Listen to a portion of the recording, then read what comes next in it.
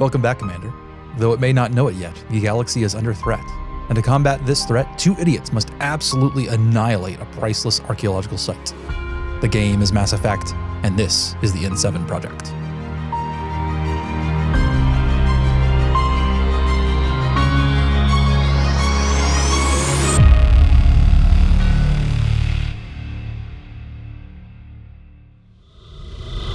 Status report. So, status report. How are things going, Zach? Things are going pretty good. I am, at the moment, continuing to teach myself Blender. It's like, you know, that I'm a developer in the game industry, and I've been working with 3D Studio Max for forever. But the copy of Max I'm using is 10 years old at this point, and there's so much cool stuff in what is basically a free program. So Yeah. getting caught up on that. I actually managed to turn my fucking about in Blender into a useful thing because I do the visualizations for Breathing Space's YouTube videos. Yeah. And I'd previously done all of that had been After Effects work. And then I had built this like really complex After Effects project for the finale. It was going to be this big burning sun, and they had going to have the spectrogram of the audio in the solar flares. It looked really cool. I set it to render on Monday night, and it said, okay, it's going to take 28 hours to render. And I was like, oh, shit, because it's an hour long video file. And I came back in the morning and it had failed like 10 minutes after I'd gone to bed and hadn't actually rendered anything. So I only did one scene of the episode with that thing. And I was like, okay, well, I'll just go back. I have all these other After Effects visualizations for everything. Let me just start rendering other scenes in that thing. And I'm not going to do one giant chunk in case it fails again. I'll start doing it scene by scene. And so while some of them are rendering, I was like, oh wait, I had gone into Blender and had made a bunch of ships and stuff for Breathing Space, like as just so that I could learn how to make spaceships, basically. I was like, what if I just render out stills from those and import them into After Effects, and then I can have ships moving through space a little bit? No, just very, very, very basic animations and use those. So it was one of those things where like I had a relatively ambitious idea. It failed, and my response was not to turn down the ambition; it was to turn up the ambition and do something more complex with more animation.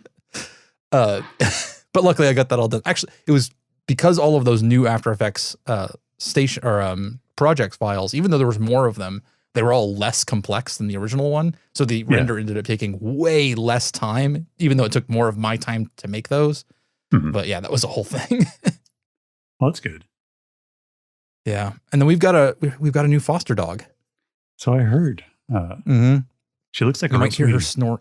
Yeah, you might hear her snoring in the background because I dragged her in here for the recording. She's he's like a pit mix or something. She's like 85 pounds, and Pretty Boy, our puppy, loves her to death. He's really, really wants to spend every minute of the day playing with her, and she gets tired of him after about 5 minutes. It's like, why is he still here?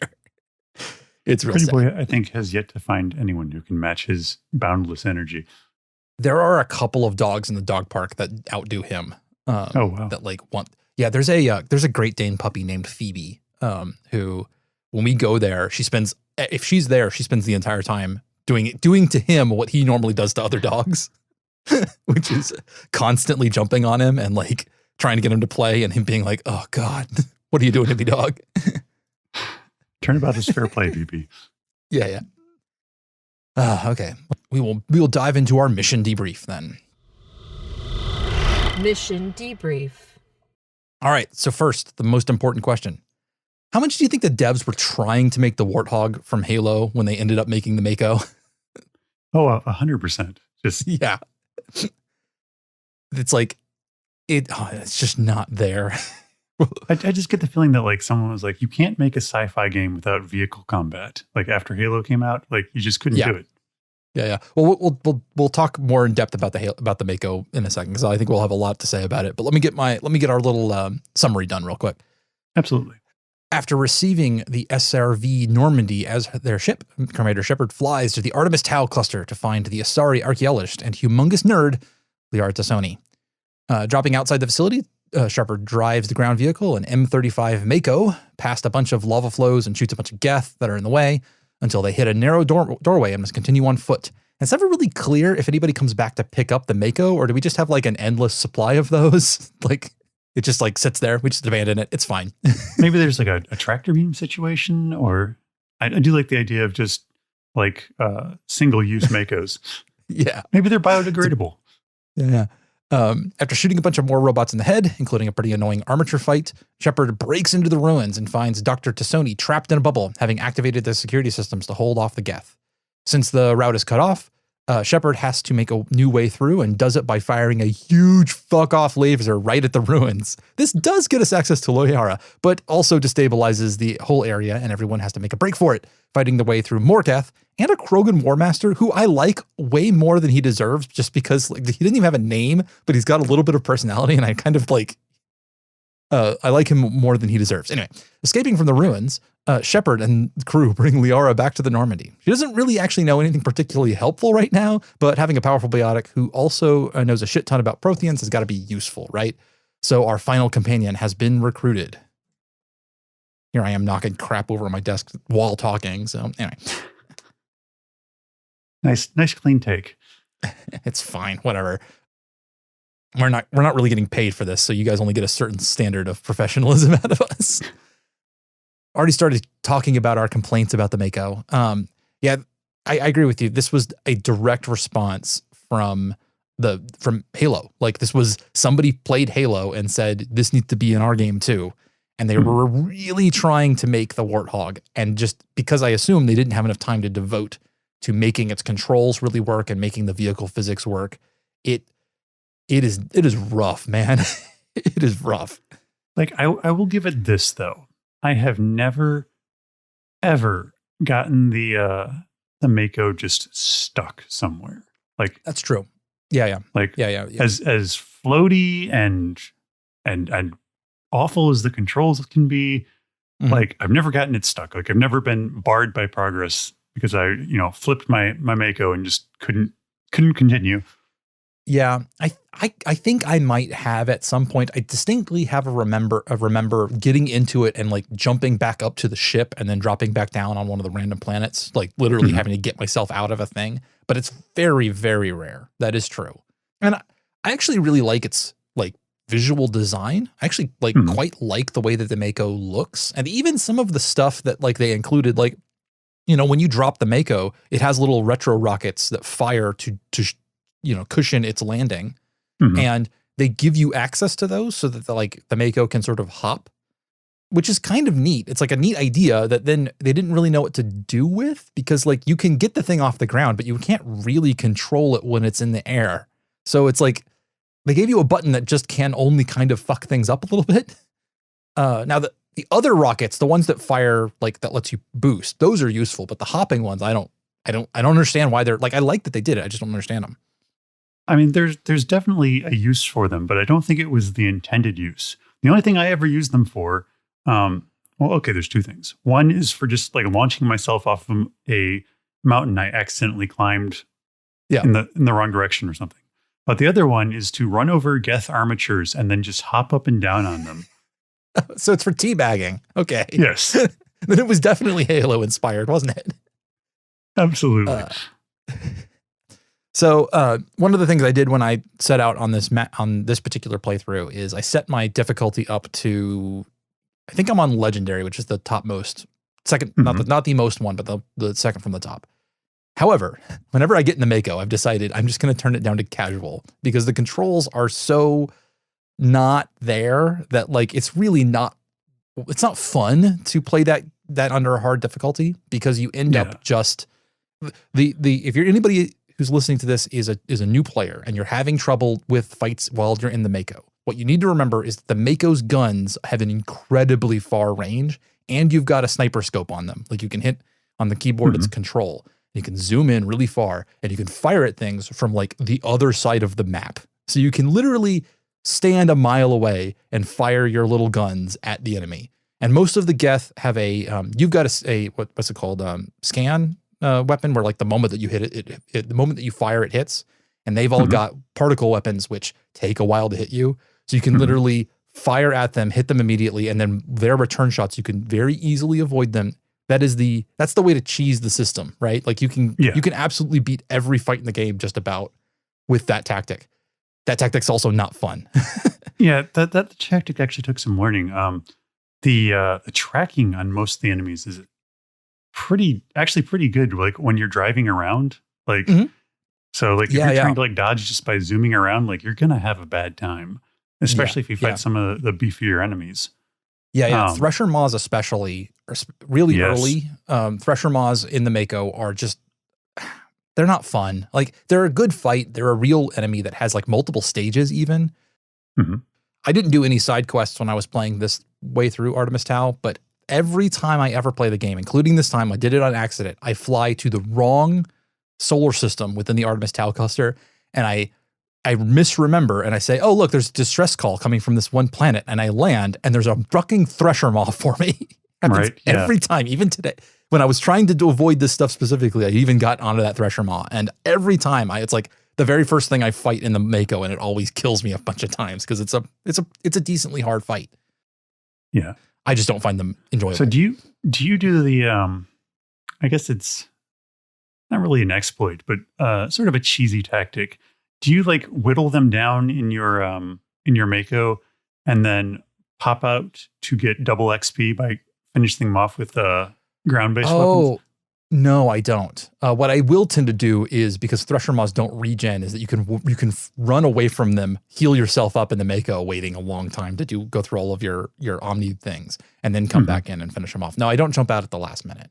That is smart, but it's not like EXP is that hard to come by in Mass Effect, so it's not that big of a deal. But I mean, you're more than welcome to do that. It's just not something I think about. But that's a good cheat. Like I said, the real thing is to just turn into a sniper on the Mako, and like you can kill almost anything, especially Geth. Geth get totally effed up if you will just fire at them from the other side of the map. Or as my wife said, there's someone out there who's like, actually, it's pronounced the Jeth. The Jeth. God damn it. Anyway, as somebody who says Jeth, I do get that joke, but nonetheless. Oh, you're one of those people. Agree to disagree. The real answer is that they're all correct, because everybody's like, there's just multiple ways to say things, and nobody, the only people who care are the people who, like, I don't know, have nothing else going on in their life. Pedantic. Yeah. Like language, the secret of language is that the rules are made up and they don't matter at all. Like everything it's is not like all you're going to say GIF or GIF and someone's not going to know what you're talking about. Exactly. All right. So yeah. And then there is a point when you're driving the Mako on what's the name of the planet? The one you're looking for. Oh, here we go. It's under the Gnosis system. It's Therum. Yeah.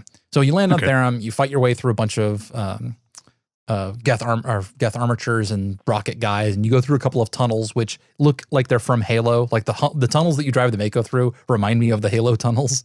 Even like somebody was they were really straight up pulling this. And then you get to a point where you just abandon the Mako. You just jump out and run through the door, and then you shoot a couple more guys, and then you end up at another. I sound a little complainy today, but the armature fight right before you get into the ruins is another one that it's either a difficulty spike or it's something with the layout. Like the enemies aren't particularly bad, but like I find myself dying on that one more than anywhere else in the game. Almost, it seems. It's really weird. No, yeah, I feel like that's probably your first introduction to a difficult fight. Yeah. There you go. Part of that is because you're fighting something that you have been fighting in the Mako, so you've had that buffer. You have big weapons, but I think it's that coupled with the distractions of the Geth ground troops. Yeah, specifically those stalkers, the ones that the little ones that bounce all over the place. You have. If you're a sniper, which I am, and you're on console, which I am, and you're bad at sniping on console, which I am, then you're going to have a rough time. Yeah. I misspoke in one of our earlier episodes. I said that I was an infiltrator. I'm actually a Vanguard, I found out. Oh. Which I didn't remember, apparently. Two completely opposite classes. Yeah. So like I have a sniper rifle. I can use it. I'm not good with it. So I end up using my pistol to snipe instead, which is is kind of a pain. Now I'm playing on computer, which is easier to hit those little guys and to do some sniping with. But yeah, it's not.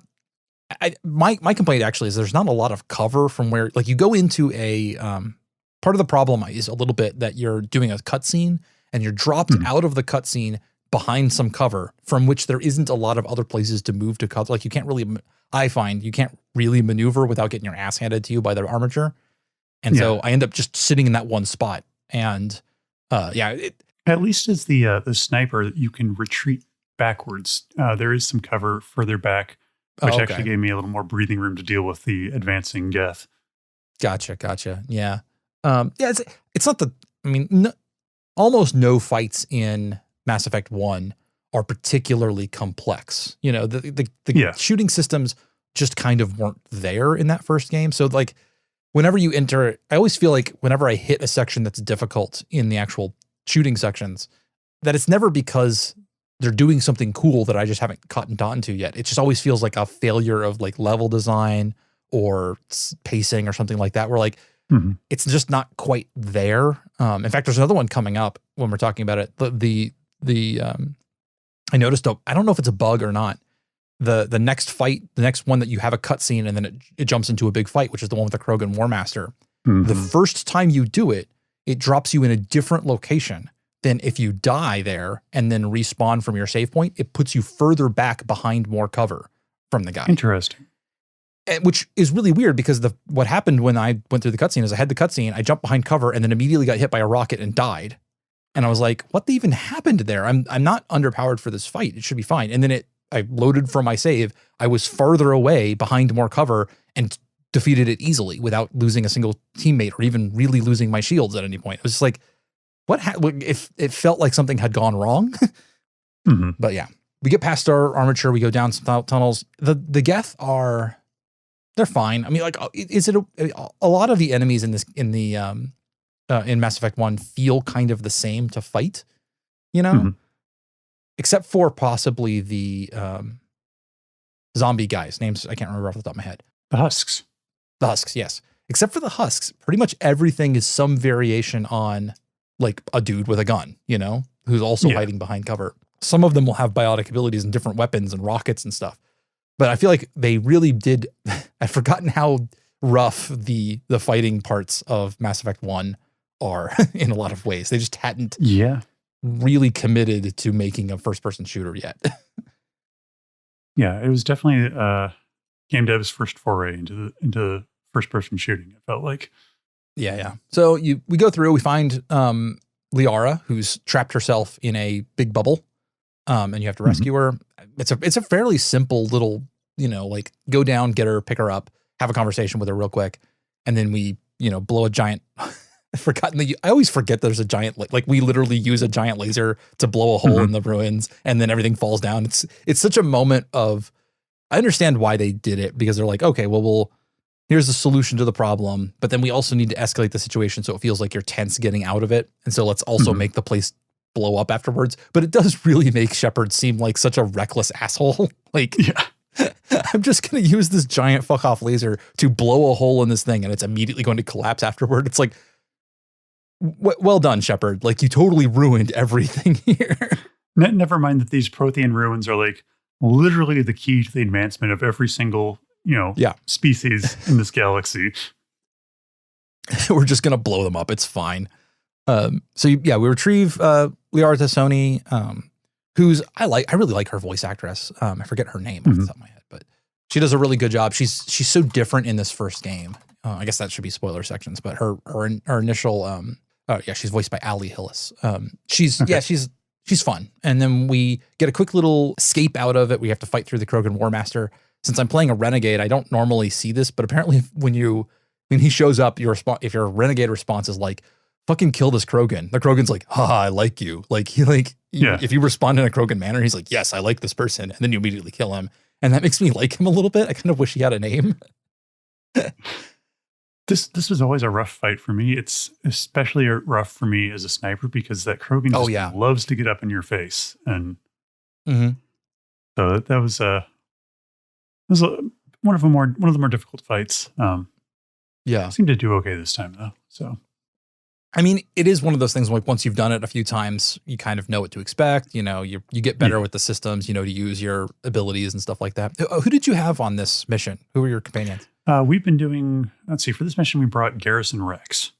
Oh, okay. Yeah, it's a good combo. Garrus has a little bit of tech and Rex has some biotics, but then you're like really heavily loaded on combat too, I think, with those guys. Yeah. I had brought Tali and Ashley for this particular one, running the girl squad, which was the only thing that comes off is that at one point, like Ashley chimes in with kind of being a little bit of a catty person when we first meet Liara. Like she's kind of a little bit like, you kind of screwed this up, right? And I'm like, meanwhile, Liara is so sweet and like dorky person that you're like, don't tease Liara. Please don't tease Liara. Yeah. Oh. Yeah. After this mission, it looks like our default squad going forward will probably be Liara and Garrus. Yeah. I'm probably going to run Liara Tali for the rest of the game for the most part. I'm going to try my best to remember to grab squad mates who I don't normally bring on stuff. Sure, yeah. Like I'm going to try to occasionally bring Caden or Ashley along because I tend to forget about them in the first game. I already know who I'm romancing, which is Liara this time through because I've decided that Jet Shepherd really likes biotic women. That's her whole thing. So yeah, I already know. So it's like, if you're going to romance somebody, I feel like it's implicit that you bring them along because they're a fun character. They're a fun character that you like have to build a rapport with, right? I don't know. My role player brain is just like, let's write a story about this whole thing, right? Yeah. So we recruit Liara. Did you guys do your talking to the crew between missions stuff for them? Yes. Yeah. So we get kind of a little bit more insight into everybody. I love the fact that when you bring Tali aboard the Normandy, when you then talk to Engineer Adams, he's like, you know, this Quarian's hanging out and like asking a bunch of questions, and Shepard responds to something like, "Oh, I'm sorry, I'll tell her to knock it off." And he's like, "No, she's fucking smart. Leave her alone. I want her help." And I'm like, "Yes, Engineer Adams, you're just a total bro." He's just like, "I need somebody who actually understands what this fucking engine's about." Oh my God, thank you for helping me. Yeah. We get a little more insight into the Quarian flotilla by talking with her. We learn about Asari culture through talking with Liara. Yeah. We get the whole explanation of the Asari sex life. Which we won't go into depth here. We have talked a little bit about it previously on Monster Mechanics, but we're going to I think we might have to have a whole episode dedicated to the complete fuckery that is Asari biology. Yes. It suffers from horny decision making, I think. But anyway, you also get to talk a little bit about. We get the first mention, or not the first mention, but one of the first in-depth discussions of the genophage from Rex, and talking about how it seems to be really screwing over the Krogan like culture. Like, you know, they have an inability to grow, which is I mean, like it is a shitty situation for them. I feel bad for it. I'm glad that. Spoilers. Yeah. Oh yeah, shit. Sorry, guys. I might bleep that out. Crap. I forgot we weren't in Shadow Broker files anymore. Yeah. So we get some discussion of the genophage, and it's a pretty shitty thing to do. Yeah, I guess I can't discuss more about that. And I finally started talking to Ashley, and I hit her big speech about like, please don't let is it a bit fucky that you've got all these aliens walking around our most top secret spaceship? And if you ask her about it, her response is a bit like, well, look, like they've got their loyalties, we've got ours. Can we really trust them? And a lot of people interpret that she's got a little bit of like Navigator Presley's like humanity first space racism thing going on. Just a little. I think Jess is just about ready to vent Ashley out of an airlock after that whole little you just sick your dog on him and run kind of thing. Because that did not sit well with her at all. So we actually didn't go any further into Ashley's backstory because Jess was just about done with her after that. I feel like Ashley gives because of that, I think that Ashley gives a particularly bad impression. I forget. Well, I think that at this point you can find out that I don't know if that's a Shadow Broker Vile things or not.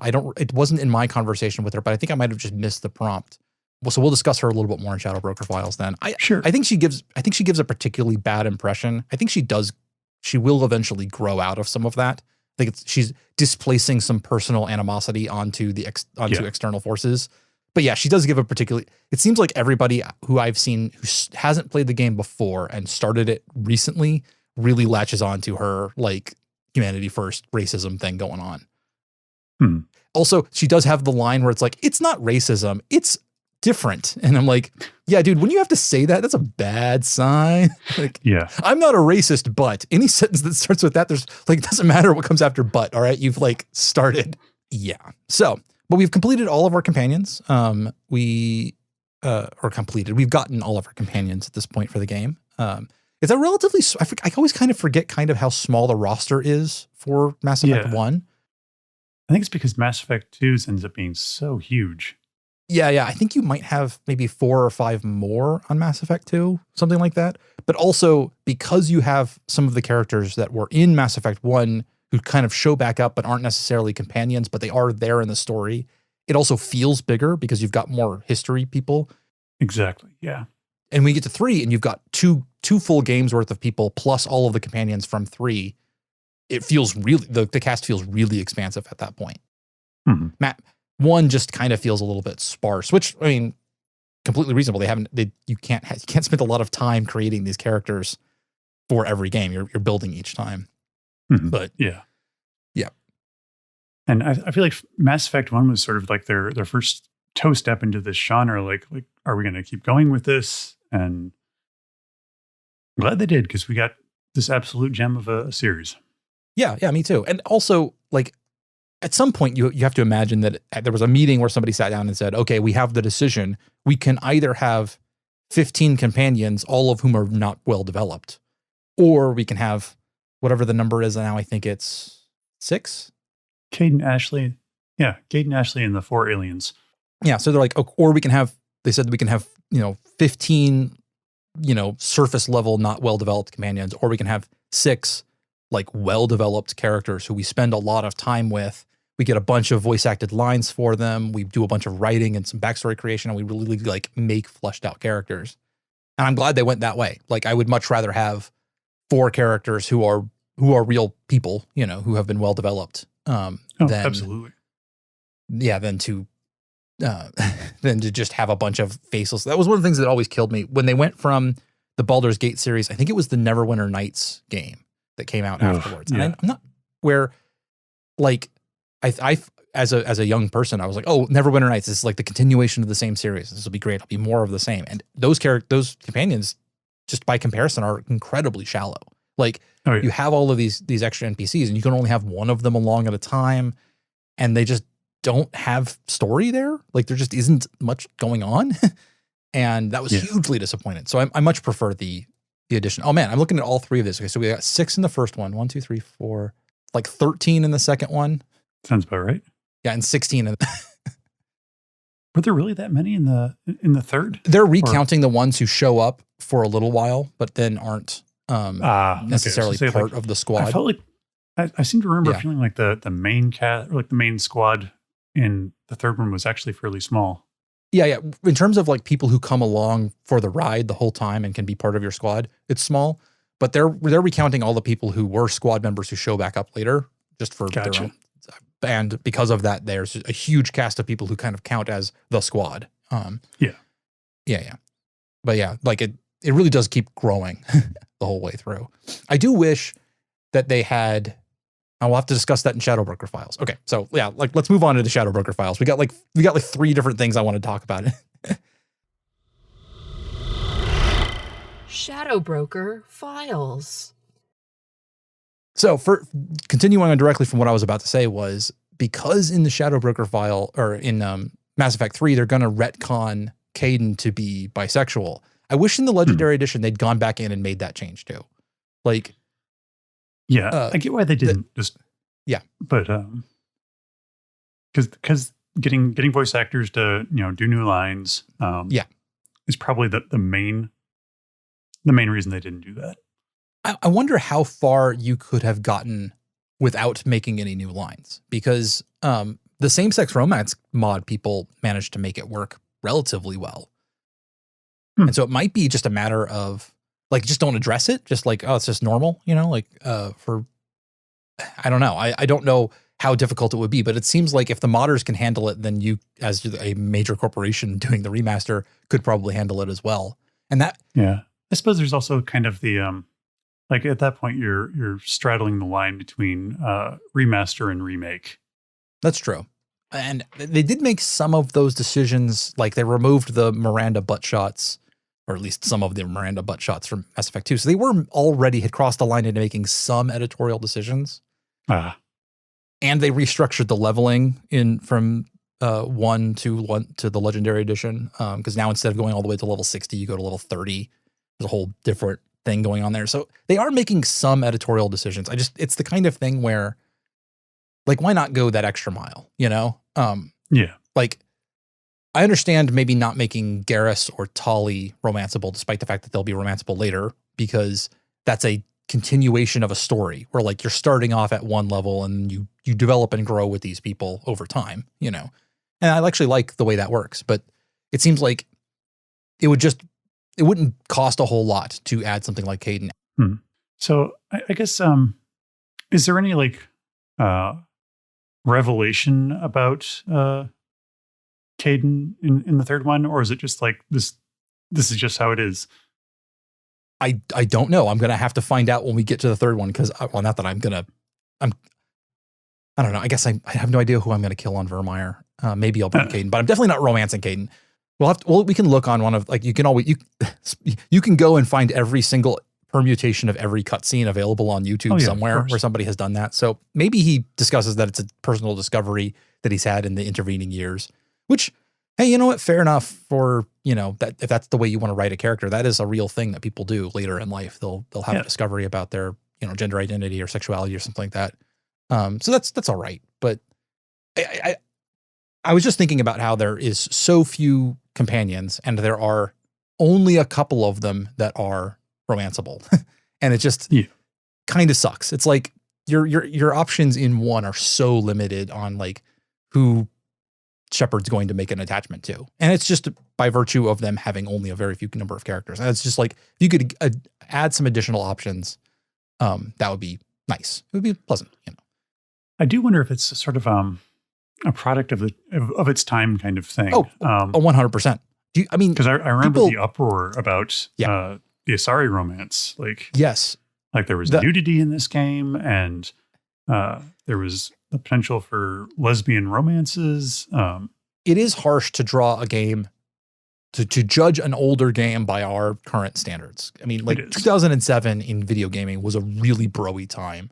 It wasn't that many years before. It wasn't that many years before that, like, you know, parents' rights groups and stuff were really hammering on the whole video game industry for. Oh yeah, remember when Jack Thompson was a thing?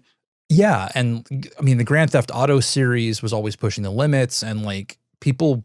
I mean, like, I don't completely blame BioWare for chickening out. They definitely were chickening out on something that they wanted to do. You can tell that they wanted to do more, and they were just like they were putting all these big caveats on what they were trying to do, which was like Liara's whole thing about, like, she's technically a monosex alien who's not really a woman. They have lines in there where they're talking about, like, this isn't exactly the same as lesbianism, which is fucking stupid. Like, from 13 years later, it's been 15 years. 15 years onward from Mass Effect 1, that's a fucking stupid thing to include in the game. Just allow them to be gay. It's fine. Like, now nobody cares. But at the time, there was a huge uproar over this.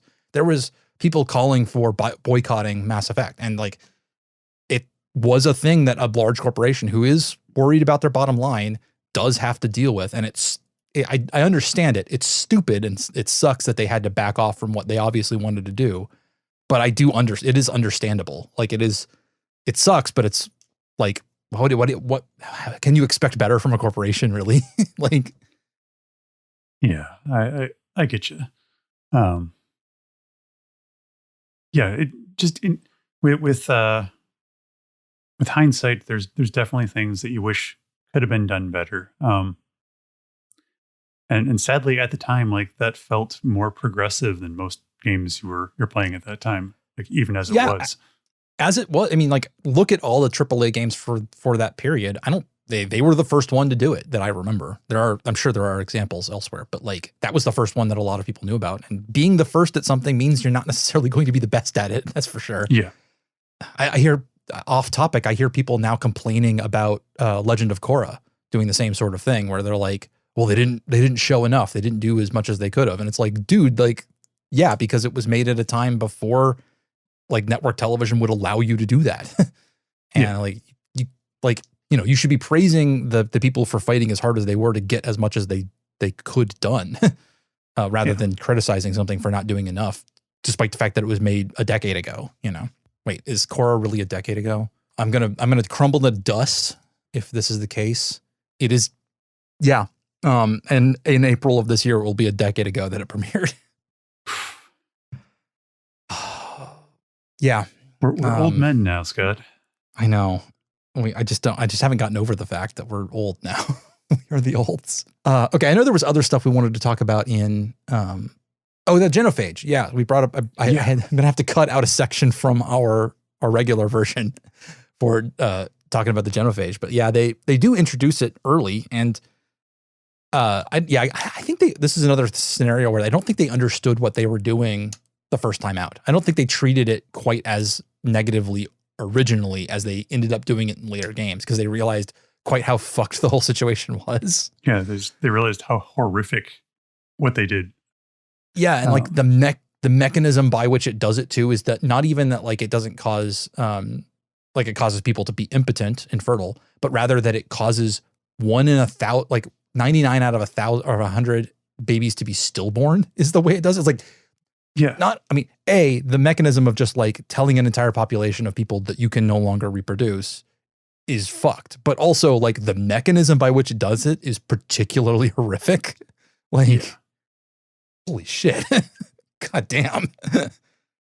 Oh, yeah. So there will be I'm glad that they turned around on that one and it becomes a whole plot point later on. One thing that's interestingly never really addressed, and we'll probably talk about it again, is like, because the response, this was in response to the fact that Krogans apparently reproduce very quickly. Mm-hmm. But like nobody ever talks about the fact that like, doesn't like voluntary contraception exist in this universe? Like, isn't that the kind of thing where like they would presumably like people making individual choices tend to have less children over time?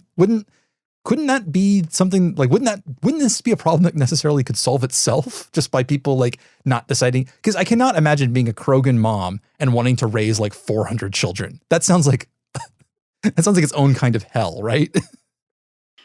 I guess, but like they made a big deal about the Krogan being very expansionist, and like settling new worlds, or like settling already populated worlds was like basically the whole reason why they went for the genophage, just because the Krogan had become a threat.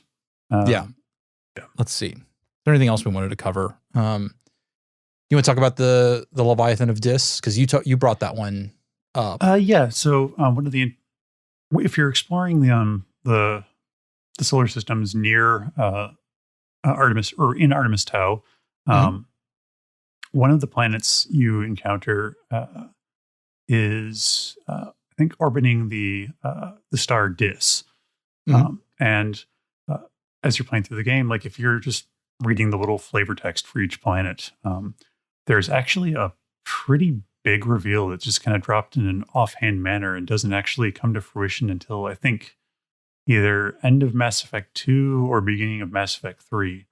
But that's that the Batarians, which you haven't even seen yet in Mass Effect 1. I don't think you see them until you do a little DLC side event.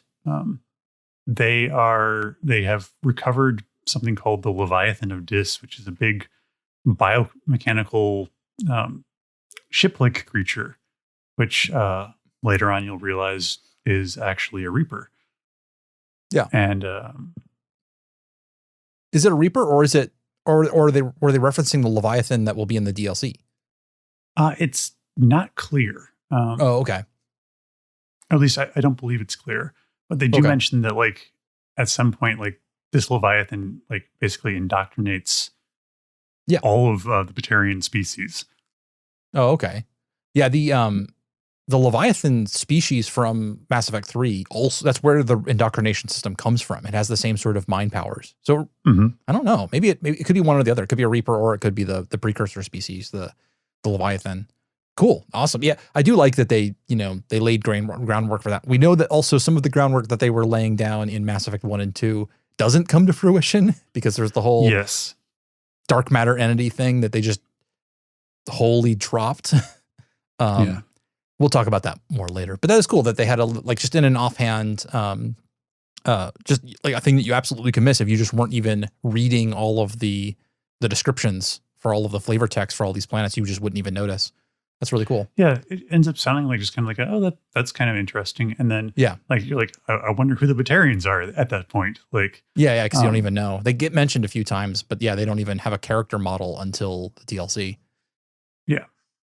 I read a few of those in the Artemis Tau cluster as I was clearing them out. One thing that will make your life so much easier if you're playing through is doing like Zach, I think you mentioned you do this, where like you go into a cluster, do everything in the cluster, go to every single planet, click on it, survey it if it has a survey thing, land on it if it has a landing thing, and then go do all of the little points on the little planet.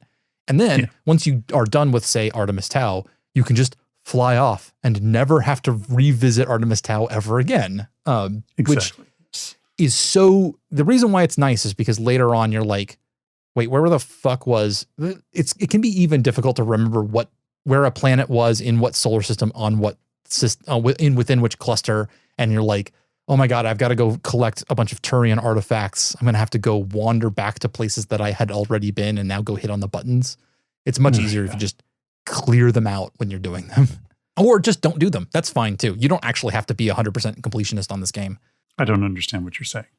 Yeah. No, you don't have to. It's okay. My God, I got a 100% completionist thing, which was when I was playing on the Xbox 360, I had not just 100% of the game, I had unlocked every single codex entry to read, with the exception of one that required me restarting the game, because you have to hit a particular part of the dialogue when you're talking to Captain Anderson about the Protheans in order to unlock one particular thing. And it was like, oh, you're fucking kidding me. Like I have to make a whole new save game just to get this one thing and then start all the way over because I missed a stupid dialogue choice in the very first 10 minutes of the game. Oof. That's rough. We barely even talked about Liara. Yeah. Because that was the other Shadowbroker thing I wanted to mention, which was like, it's cute where she starts off with and where she ends up with. Like, you start off and she's this little nerd who's like, doesn't understand when you're joking. Like if you go and talk to her about, she's interested in the visions that you've been having, and she's like, oh yeah, you'd be an interesting specimen. And Shepard's like, sounds like you want to dissect me. And she's like, no, I don't really mean that. And he's like, I'm joking. And she's like, oh, of course. Now you probably think I'm really stupid. And it's like, oh man, Liara, that is a big mood. Yeah, she's very much kind of just the adorably nerdy, and it's very endearing early on. And then she does quite a bit of character growth, but she still kind of retains that sweet, caring side that you. But yeah, Mass Effect 3 Liara and Mass Effect 1 Liara are very different characters in a lot of ways, but in a way that is a believable amount of character growth. Definitely. Yeah. I really like, I kind of think that of the three romanceable options in Mass Effect 1, she's kind of the obvious choice. Yeah, I get the feeling she's supposed to be like basically the canon romance. That's really what I get. I also could imagine that if you are choosing what attributes to give your three characters, the one that is the likeliest to be romanced because she's available to both genders of Shepard is the one where you maybe spend a little bit more of your time and effort. She's also a fun alien, but they also just made her a cute nerd, and that's just like, come on, that's better, right? Like, yeah, I mean, they know their demographic for who they're. They do know their demographic, and you'll probably hear me complain again about the fact that they should have been spending a little bit more time catering to other people of other tastes, But like, as a person who happens to be in the demographic that they're catering to, I will be happy to be catered to. I can't really complain when they're like, let's give you a nerdy alien girlfriend, and I'm like, yes, okay. And then they're like, Mass Effect 2, let's give you 2 nerdy alien girlfriends. And you're like, yes.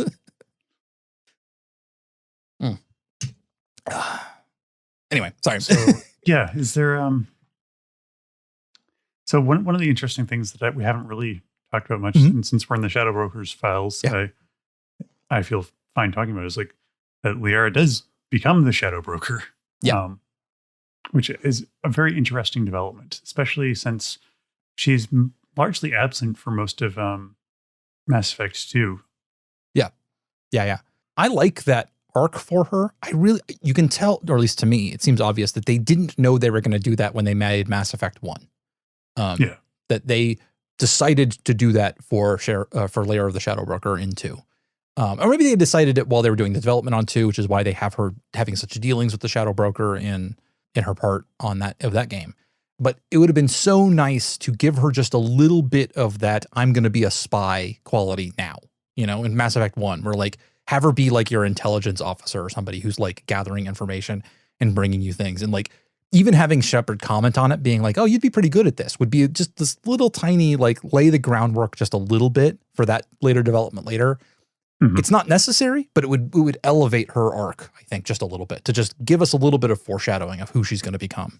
Maybe I kind of like the left field. Like I feel like that was a big reveal. Like sure, especially since they've kind of been laying the groundwork for the Shadow Broker this whole time. Like with Barlavan, and he felt like an entity in the world, and then you find out. Like you kind of unravel that with Liara, and she kind of takes on that mantle. Like I kind of like that they didn't like hint or point you like, oh yeah, Liara is definitely going to end up as this.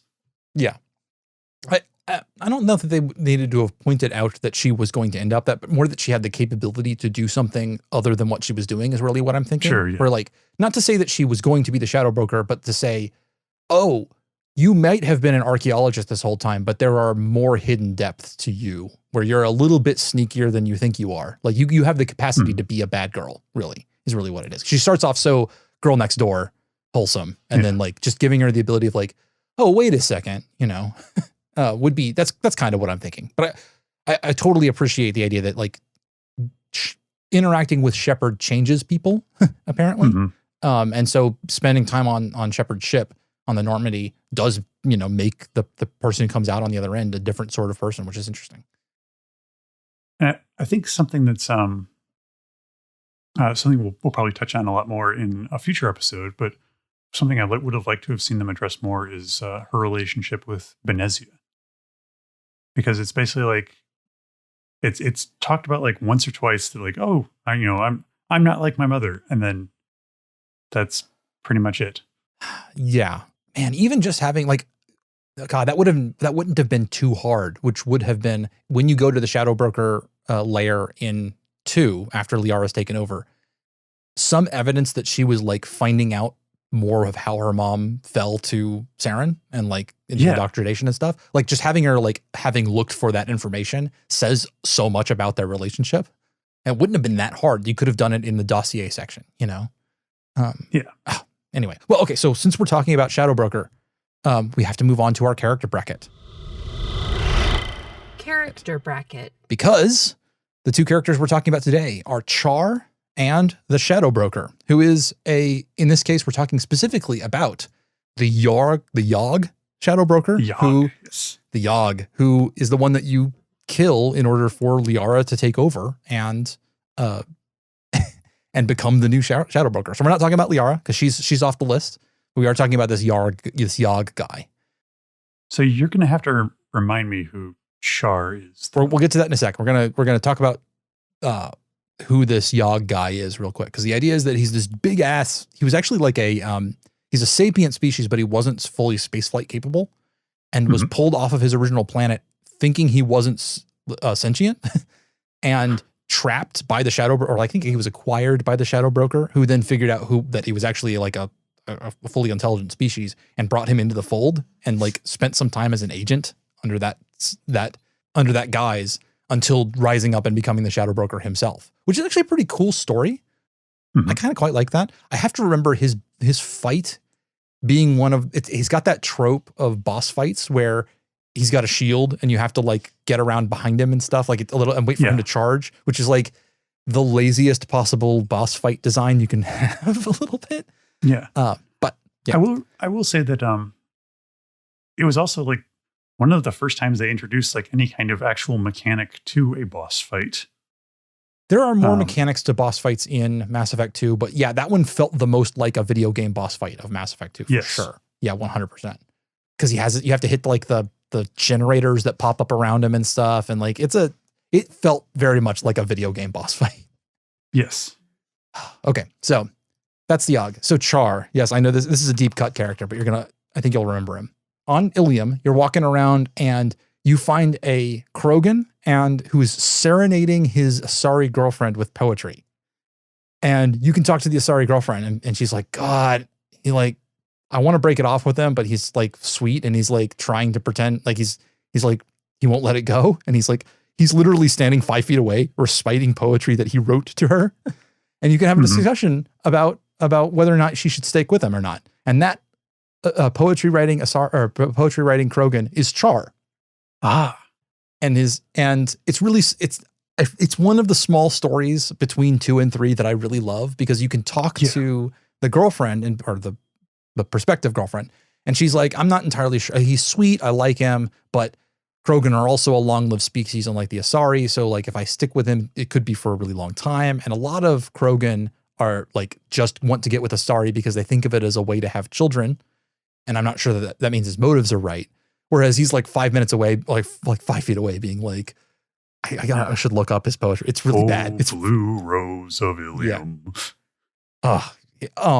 And then this is so we're deep in it because we're in the Shadowbroker files. I don't mind saying, if you manage to convince them to get back together and stick together in Mass Effect 3 on the planet where you're meeting Grunt, where you're fighting the Rachni, you can find Char's body, and he's written a love note back to his girlfriend being like, I'm sorry, and I wish I could still be with you. And like, including lines of poetry. And it's like, oh, dude. Yeah, that was such a gut punch.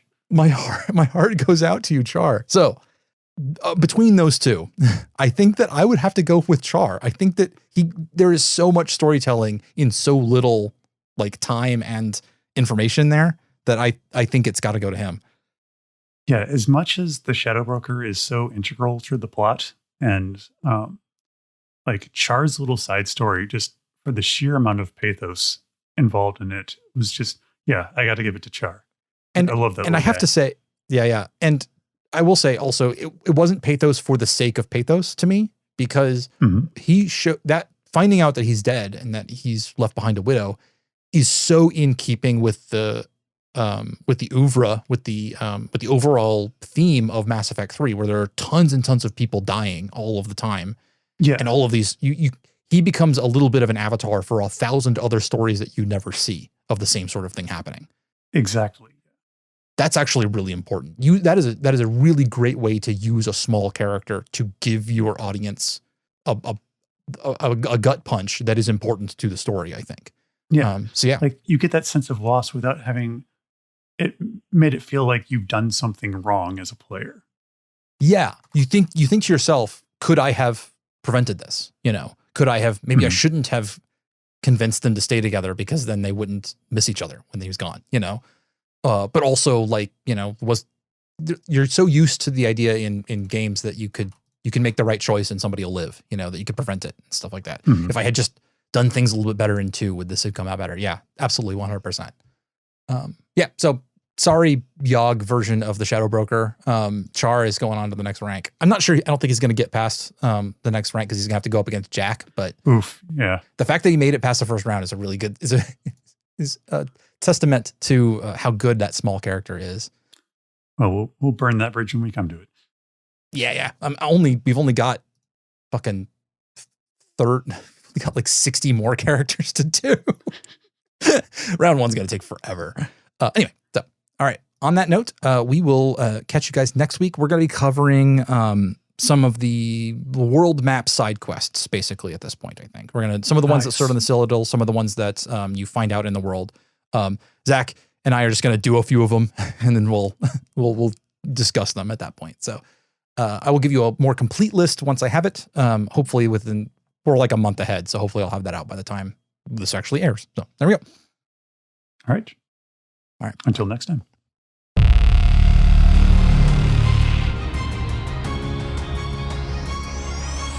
Thank you for listening to the N7 Project. If you would like to read the upcoming playthrough roadmap, there is a link in the show notes below. We can be found on Twitter as @N7Project, at our website, masseffectpodcast.com, or via our Discord, scottpaladin.com/discord.